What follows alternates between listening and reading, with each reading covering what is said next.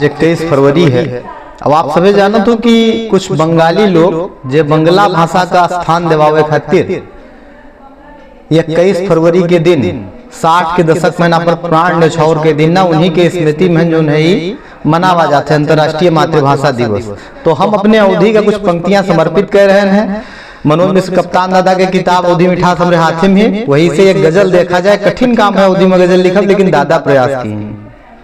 कूदो छटको नंगाओ मुला कुली अवधि में, कूदो छटको नंगाओ मुला कुली अवधि माँ, अरे आपन जाति जनाओ मुला कुली अवधि माँ। और अपने बोली भाषा के महिमा देखो,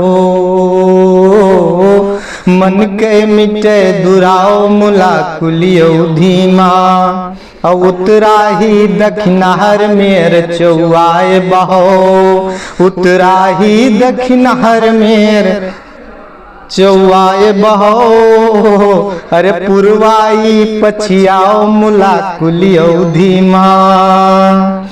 और माटी के मिठास चाहो तो टहरो खूबो, बलिया से उन्नाओ मुला बस अवधि माँ। और दूर देश माँ कोहिस कहूँ झगड़ा होइगा, दूर देश माँ कहूँ कोहिस झगड़ा होइगा, अरे जीव भर के गरियाओ मुला कुली अवधि माँ।